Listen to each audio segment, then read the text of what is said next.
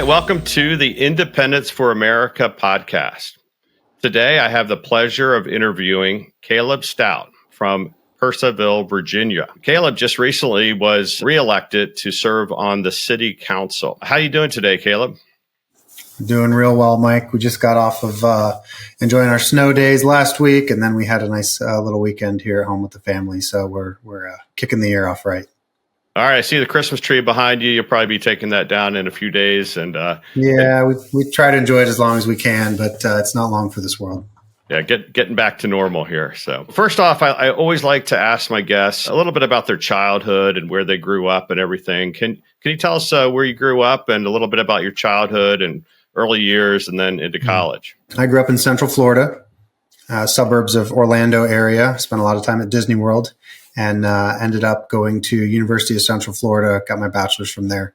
Childhood for me was really, really special, sense of family, sense of community, church life.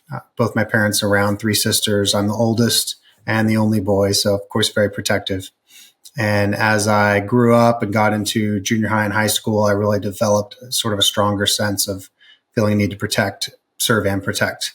And when I was in high school, I started looking at, where do I want to end up? What kind of things do I want to do with my life? And for a while, I looked at law enforcement a little bit. I looked at FBI, watched a couple spy movies, looked at CIA. I kind of looked in that whole realm. But by the time I got out of college, I settled on the military. And it was a really great opportunity for me to develop and use language skills, which were a big thing for me. I studied languages in college and then again in the military. So that was a big thing for me. And I got the chance to do that in the military as well. What service did you join? Yeah, so I joined the Army fresh out of college. That was in 2010. And I ended up spending 10 years in there. But again, this all sort of stemmed from as a child, the books I was reading and the TV shows I was watching and that kind of thing, it really came from a sense of I want to serve, I want to protect, I want to uphold justice, that sort of thing. And so that sort of grew out of my childhood, education, school, things like that, and really influenced me coming out of college and going into the military and even on up to today. All right. Well, like many of us, I'm also a veteran. You get to that point where you got to make a decision if you're going to keep serving in the Army. Could you go through your decision-making process for that a little bit? Yeah. So I got in 2010. I went out to the military's language school out in Monterey, California, where I studied Arabic. I can tell you there are worse places to get stuck for 18 months. That's for sure. I spent 15 months studying Arabic, bounced around a little bit more, ended up in Seattle. I was stationed up there for 2 years, ended up at Fort Meade after that, where I did another 6 years. And that was a fantastic opportunity for me. I got to use my language skills all the time. I worked in the intelligence branch and really, really enjoyed what I did, really found it rewarding. And really, it kind of ended up being exactly what I was looking for, Going back to childhood, I remember being in high school watching spy movies and military shows and movies and documentaries and that kind of thing. Boy, wouldn't it be cool to be part of something like that? And not 10 years later, I was, it's not like the movies, but I was part of something like that. And I really did find it rewarding and meaningful. So I was doing that in 2016 and met my wife, my now wife, online. We dated for a year. I spent 5 months of the 11 months we dated in Iraq, came back from there. She didn't know I was coming back. There was a whole extension, unextension issue. A lot of times happens with deployments, but came back to the States. She thought I was still in Iraq, surprised her, proposed. It was a wonderful moment. And then we got married. I went back to Iraq. And after that second trip, our first daughter was born. And that was kind of the moment when I realized I can't spend 6 months a year in Iraq anymore. And, 10 years was kind of that moment where I said, I'm either going to do another 10 and retire, or this is kind of where we, close the curtain. And so we chose that moment to transition to another phase of life. So your wife's from Northern Virginia, and could you tell the viewers and listeners a little bit about, what's it like there and what attracted you to public service in this small town? Yeah. So my wife was born and raised in Northern Virginia and Loudoun County and surrounding areas. And this is where she was living when we met and while we dated. And this is where we chose to settle after I got out of the Army. Northern Virginia is a really, really special place. When we were first married, we lived up in Maryland because I was stationed at Fort Meade. She grew up in Northern Virginia. We got married. We moved up to Maryland. Of course, as a good Virginia girl, she hates Maryland. So she's never forgiven me for that. But after a time up there, we ended up back here. And really, as we talked about it, she just kept telling me, Virginia has everything. You can drive an hour or two to world-class hiking, world-class skiing. You can go to the beach. You can go to the mountains. We have snow in the winter. We have hot summers. You have just about everything here in Virginia. And that's all turned out to be true. It's really, really special place up here. Loudoun County is, we're not right up against DC, but we're about an hour outside there. So a lot of folks in the area are contractors. They do government work. They do nonprofit work. They do advocacy work, that sort of policy work, that kind of thing. And so that's a lot of people who are in the area here. But Purcellville is also far enough west that it really feels secluded, and it contributes to a small town feel, a quieter town feel, a slower pace of life, that kind of thing. So my little interaction with Purcellville is on the bike trail, a little bit on the edge of my endurance limit, but of course stopping for a soda at one of your little restaurants there, and I'm just like, wow, this is a really cool place to live, and you have like a small high school and everything like that. So tell us a little bit about your decision-making process on, I want to serve again in a different capacity. So tell us a little bit about your thought process on that. Yeah, the streak that started in high school, serve and protect, give back to the community, service over self, all that stuff. It didn't end when we left the Army, or I say when I left the Army, when we moved here to Virginia. That didn't end. It really just changed. And it was born out of a desire to spend more time with family and to, put down roots, raise a family, which we did. Well, my wife and I are both very civically minded and very service oriented, keep up with current events, follow the news, studied very similar things in both our undergraduate and graduate programs. And so when we ended up here and got out and I was out of the Army, it was kind of a year or two to make that transition. And then we started thinking to ourselves, just because the military chapter of our lives is finished doesn't mean that the service chapter of our lives is finished. We still want to look for those opportunities to give back in our community. And so after some time to get to know people and kind of get plugged in, we landed on town council. And it has been, a great opportunity to continue giving back, to continue to serve, to continue to use some of the skills I've developed in the past, leadership, problem solving, in a different way. So your first race was for a special election. That was probably a little bit of a short campaign, but then you ran for a full term. Could you tell us a little bit about just kind of the little things that people need to be aware of when it comes to running for office here in Virginia? Yeah, so I'll back you up 1 year further. So back in 2022 was my first run. My first run was in a general election. So in Purcellville, the mayor is up every 2 years. And 3 of the remaining 6 council members are up every 2 years. So they stagger. So every 2 years, 4 seats are up. And so in 2022, there was a race for mayor and there was a race for 3 council seats. And there were 8 candidates. So I was one of the 6 candidates for council. And it was a wonderful experience getting out to really know a lot of people in the community. I mean, not just neighbors and the people we went to church with, but just knock, knock, knock. Hi, I'm Caleb Stought. I'm running for town council. I've never met you, but I'd love to serve you. I'd love to serve our community.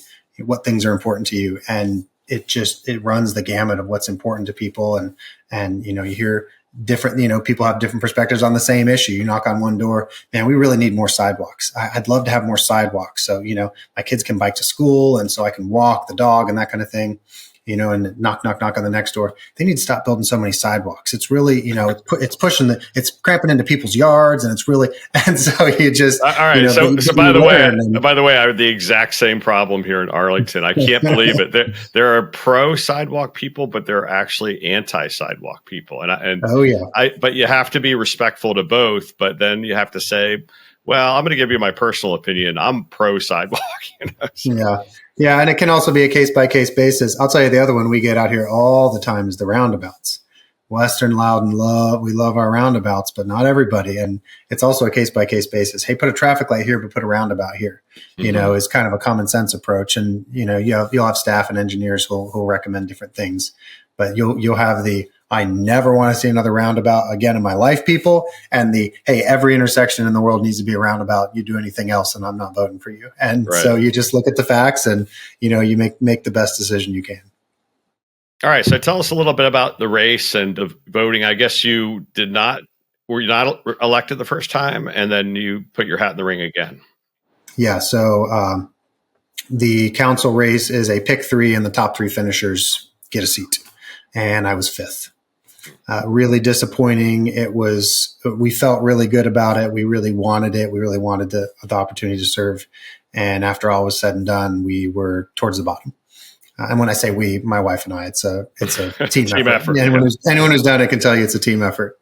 And so that was a big disappointment. We spent a lot of time thinking about it afterwards and mulling it over, doing an infinite number of postmortems. And as circumstances went, the individual who ran for mayor and won in 2022 vacated a council seat. He was on council at the time. And so there was an empty council seat. Well, they were able to make an appointment, but a special election was triggered as a result. And so we said, okay, there's a special election. We just did this. It didn't go well. Do we want to do it again? And we really struggled for a couple months. And eventually we said, no, I really think we need to do this. I really think, and we got feedback from people, man, I wish you'd got in. Some of the people who got in, I have concerns about them. I don't think they're going to take the town in a good direction. And so we said, we're going to go with this again. We're going to take another swing. And in some ways it was harder. In some ways it was easier. I will say when there are multiple candidates out there, it is easier to kind of fade into the background, especially if it's your first time. You don't have as much name recognition. If you're not as familiar with the process, everybody else has already got their mailers printed and their brochures signed and, all this stuff. And you're kind of still trying to figure it out. But by the time 2023 came around, there was only one seat. It was a 1-versus-1. I had just run the previous year. So I was coming off of some name recognition and we had really learned how to do it well, even though we had not won. Right. And so in 2023, we did change a few things. I think the key in 2023 was I did a lot more canvassing, more canvas. I mean, knocking on doors. Yep. Yep. Every weekend I would go out and, Saturday and Sunday, probably average 10 hours a week. And in 2023, I knocked the whole town. I knocked every door in town. Wow. And it's about 2,700 residential doors, I think.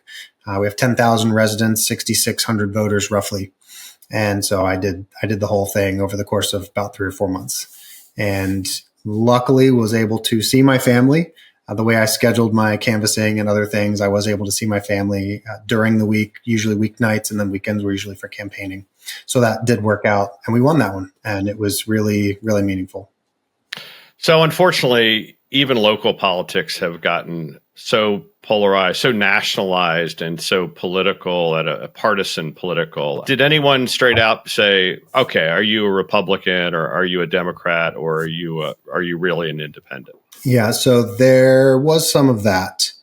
There were definitely doors that came open, and as soon as they saw it was politics, Republican or Democrat. And there were a lot of people who absolutely didn't care. Hey, what are they doing at this intersection? Is it going to be a traffic light or a roundabout? Hey, are they ever going to build a sidewalk over here? What's the deal with the water bills? All that stuff. Mm-hmm. And so you could kind of tell pretty quickly, did you vote for Trump or not? I'm not going to get into that. And, I think one of the things that you and I've talked about is we talk about the value of running as an independent candidate, which I've chosen to do in this circumstance, is that I don't need to bring all that into a small town of 10,000 people. The town of Purcellville is concerned with 4 things primarily. We're concerned with the roads. We're concerned with the water and the sewer. We're concerned with running a good police department, and we're concerned with picking up your trash. Yep. That's 80 to 90% of it. There are a few other small things, but that's most of it. It doesn't really matter if you're Republican or Democrat, in terms of how we're processing those issues. And so why add more contention to it? And, another thing you and I have talked about, just because you're an independent candidate doesn't mean it's going to be all hunky-dory, rainbows and sunshine type of political race. So we have nonpartisan races here in town. The vast majority of candidates don't identify one way or another, don't seek an endorsement, don't do anything of the sort. And it is still very contentious. It is surprisingly contentious. And You see some really dirty, underhanded tactics that you wouldn't really expect to see. I'd expect that in DC. I'd expect that for the Senate race and the congressional races and that sort of thing.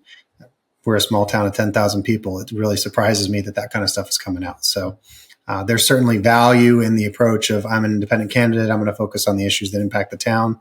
But even there, for anyone considering or for anyone who thinks, if we just got rid of the parties, I hear that a lot. If we just got rid of the parties, politics would clean up so much. And in many ways it would. But I also think that, if you think that it would solve all the problems, go look at a nonpartisan race. And I think you'll still see that there's a lot of contention and a lot of, trading barbs.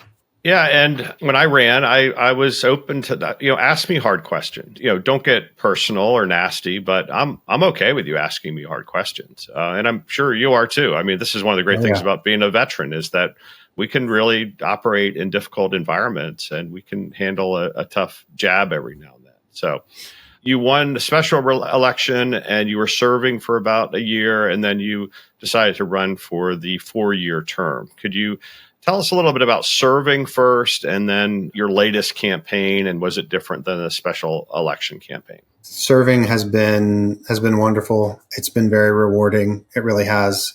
I think it's important that people not get their entire personality wrapped up in politics because it's not all of life. But that being said, it is very rewarding. It's very meaningful. When we look at how safe is the route our kids walk to school because they have a sidewalk or because of the way the traffic patterns are set up. I look at our police department. We have been ranked the safest town in the Commonwealth of Virginia multiple years of the past few. It's not been every year. We've kind of bounced back and forth between 1 and 2, but as of 2024, we were the safest town in the Commonwealth. That's huge. That's huge for people's peace of mind. As a parent of, younger kids, they're not biking around town yet, but they will be one day. Yeah. And I love that we are a safe town that has lots of sidewalks. Mm-hmm. That's just one example. And so it really has been rewarding. I look at how we have been able to impact people's quality of life, things like traffic improvements. What does everyone talk about in and around DC? Traffic, right? Mm-hmm. If you're commuting an hour and a half versus an hour, or even smaller amounts, if you can shave that off in terms of your ability to get home sooner, get to dinner with your family sooner, get your kids to baseball practice sooner, not have to worry about that. That's a little bit of stress that we've taken away. Clean, drinkable water. We've seen places dealing with that. We all watched what happened in Flint, Michigan. We're all looking at what's going on right now down in the Capitol.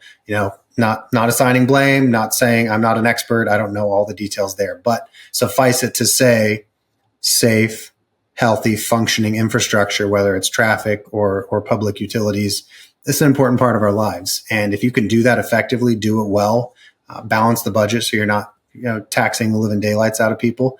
All of these are good things that really contribute to quality of life. And that quality of life then from then on translates into quality of your marriage, quality of your parenting. Are you really enjoying yourself on the weekends? Your faith communities, all these things. It really can be impactful. So that was all good. Biggest achievement I would say for 2023 is we are adding an interchange on Route 7. So currently there's, only one way basically to get from Purcellville onto Route 7. Head east to go to work or wherever you're headed. And in a few years from now, there will be 2. And that in large part was due to actions taken by myself and the council last year. And, I don't think it would have happened if I hadn't won that seat.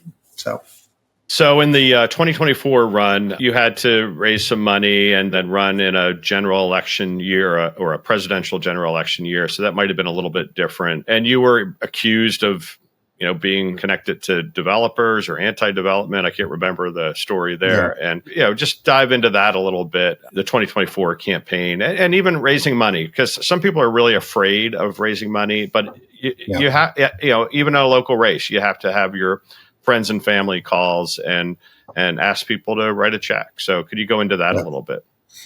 Yeah. The money it is a challenge. It may not be the most significant challenge, but it is a challenge. First of all, getting it. Where are you going to get it? Are you going to email your family and say, "Hi, can I please have some money?" We did that, and mm-hmm. we did get money from friends and family who believed in us and supported what we were doing. We reached out to the community, friends, neighbors. You meet people all kinds of different ways. You have different social circles. We reached out to them. We were grateful for a lot of support there. And then we went to the business community. You know, we have friends who are business owners in town, and usually a business is willing to give more, able to give more. If they support your vision for the town, it doesn't just impact them, it impacts their employees. Mm-hmm. And so you're talking about sort of a broader impact there. And we were able to raise the money. We got the money we needed for our campaign in 2024. One of the, actually a few of the donors, I would say, that we received some money from are in the building industry. You know, there's a home builder here in the area, fairly well known. They do work in town and in neighboring towns and also throughout the county. Really believed in what we were doing, supported our vision for the town, gave us some money, as well as another couple businesses associated with them here in town. Well, now Caleb's the development candidate. And the reason is because there are a couple key issues in town. People like living in a small town. We talked about it earlier. It's farther from DC, slower pace of life, nice and quiet. You know, you talked about the W&OD trail. It comes right out onto historic 21st Street, you know, where the railroad used to be. And the train station, historic train station is still there right next to a restaurant that's in a building that used to be a mill. Just really, really unique area here. Right. And everyone says, hey, let's preserve that. The Bush Tabernacle, fun fact, in Purcellville used to be the largest building in the county before Dulles was constructed. I mean, this was decades and decades ago. And they would have meetings there and they would have social events there. And that's still preserved. It's now a roller rink. Kids go and they skate around. It's a rec center. We do town events there, music and arts festival, food and wine festival, things like that. Right. So there are a lot of things that make Purcellville unique in the sense that it's a small historic town. So if a lot of your voters really care about preserving Purcellville's small town feel and you want to really hit your opponent, what's an effective thing to do? He wants to build high rises. He wants to build right. condos. He wants to build box stores, right? Well, what's your evidence for that? Well, he got money from the home builder. Mm-hmm. And, you know, if I were a voter and hadn't maybe paid a ton of attention, I might look at that and say, oh, yeah, you know, that concerns me.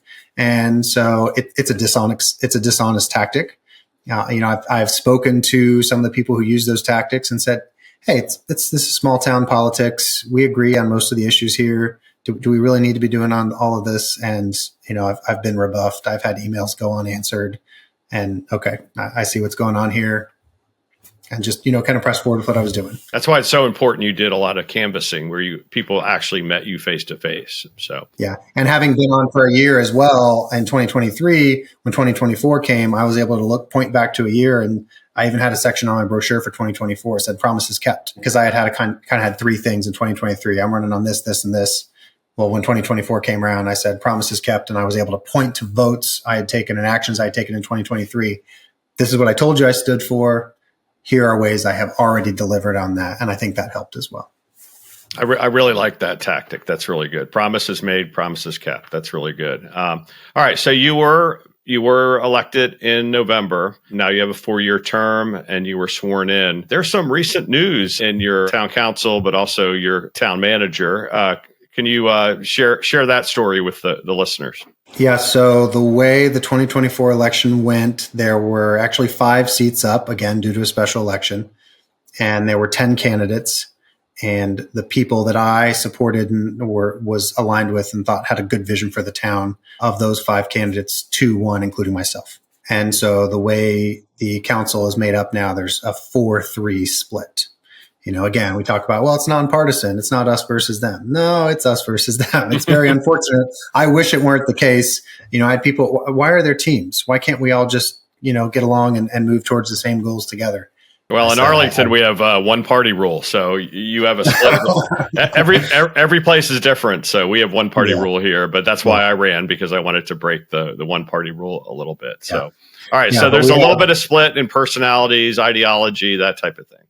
Yeah. So that's where we were come January 1st. You know, the town typically meets twice a month, second, fourth Tuesday. And we have an agenda packet that's prepared, you know, in advance. Council members can read. If they have any questions, they can ask staff. Hey, engineering department, can you tell me about this? Hey, town attorney, can you tell me about this? You know, so by the time you show up at the meeting, you're informed. And as an elected official, you can make the decision that you feel is in the best interest of the town.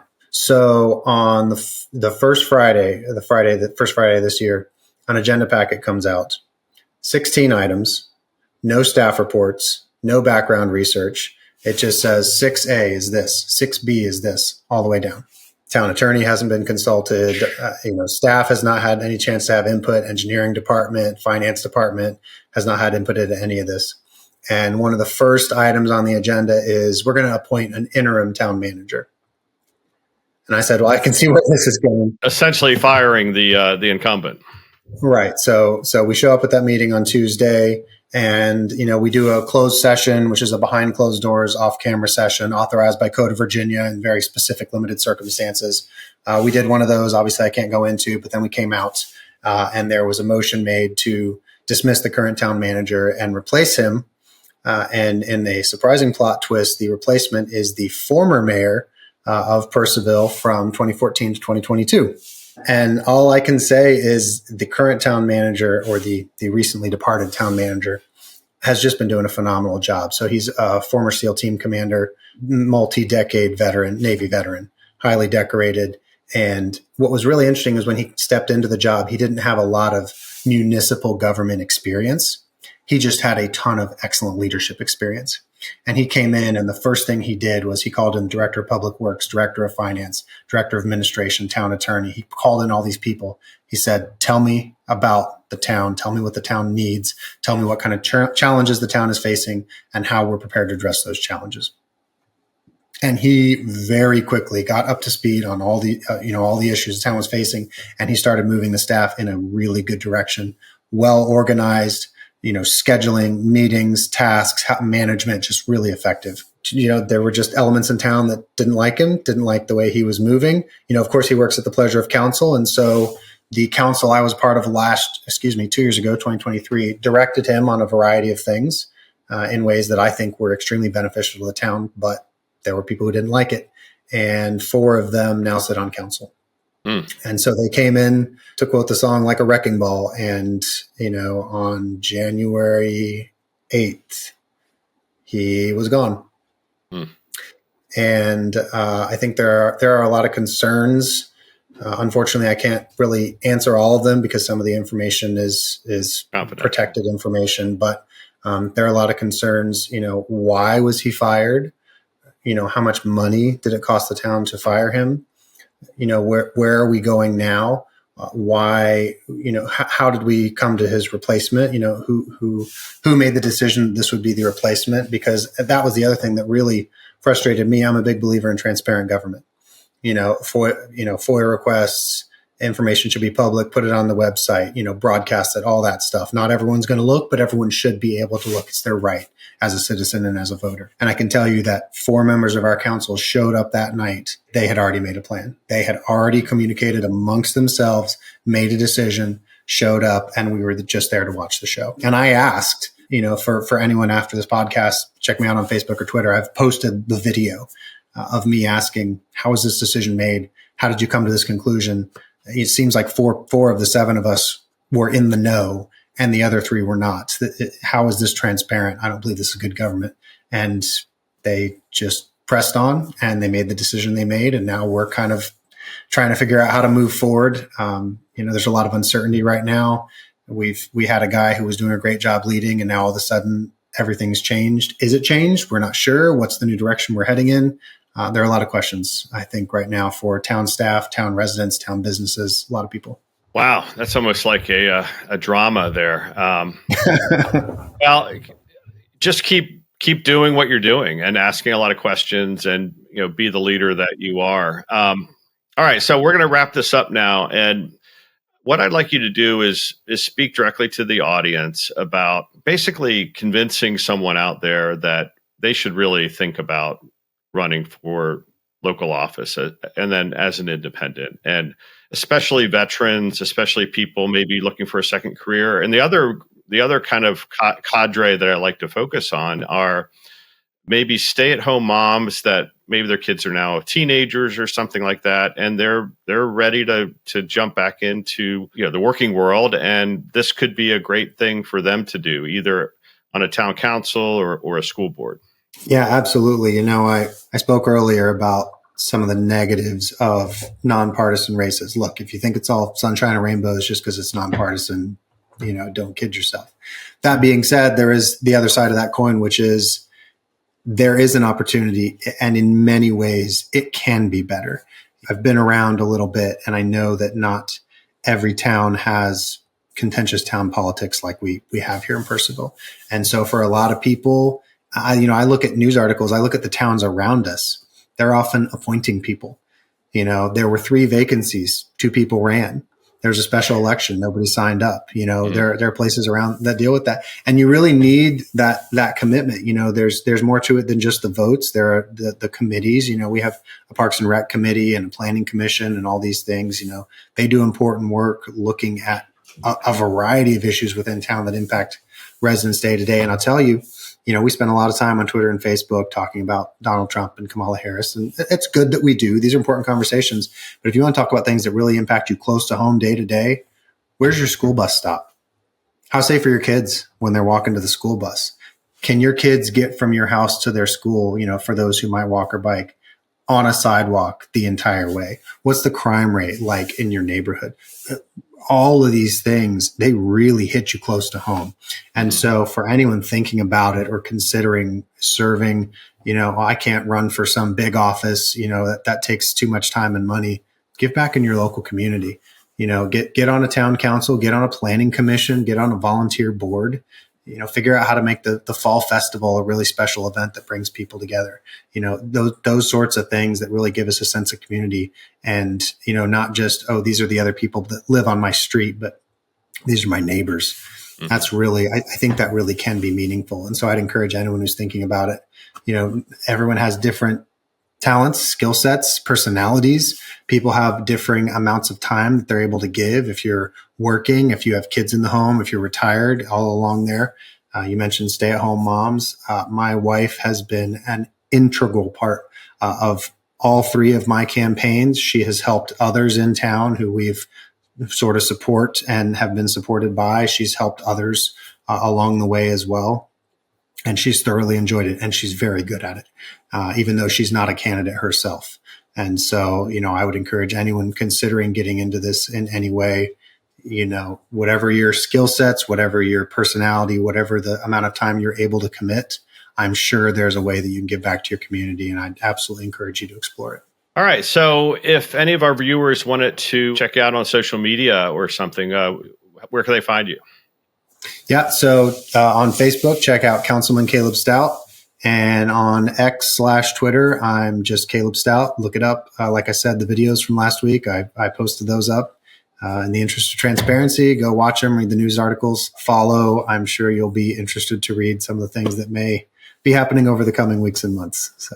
All right. It's going to be really interesting. So for the viewers out there, you can find me on X and Blue Sky and on Facebook and LinkedIn. So just Google Independence for America and you can find out all this information. Caleb, you were a great guest today. I really wish you the best and thank you for serving again. That's my tagline for any veteran who's thinking about throwing their hat into the ring and running for a local office. And of course, as the name goes, I'm all about independents and minor party candidates. So anybody that's interested in learning more about that, just hit me up on social media. So thanks again. And everybody out there, be safe. Thanks.